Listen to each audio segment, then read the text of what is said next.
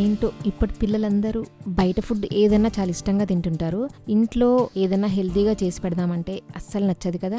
వాళ్ళకి తెలియకుండా ఇంట్లోనే హెల్తీగా చేసి పెడదామని మసాలా జొన్న రొట్టె ట్రై చేశా. ముందుగా పచ్చిమిర్చి, ఉల్లిపాయలు, వెల్లుల్లిపాయలు కలిపి మెత్తగా గ్రైండ్ చేసి పెట్టుకున్నాను.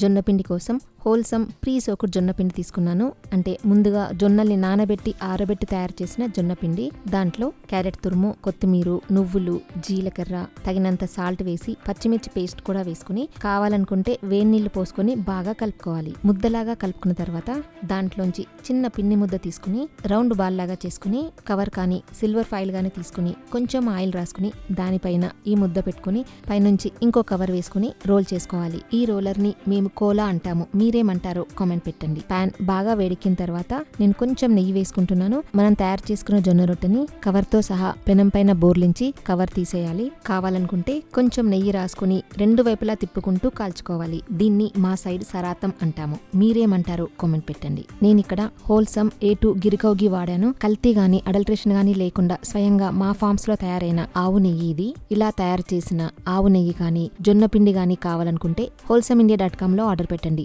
లేదా 9459458855 వాట్సాప్ నెంబర్కి మెసేజ్ చేయండి. డీటెయిల్ రెసిపీ కోసం హైదరాబాద్ రుచులు యూట్యూబ్ ఛానల్ చూడండి. నచ్చితే లైక్ చేయండి, షేర్ చేయండి, ఫాలో అవ్వడం మర్చిపోవద్దు.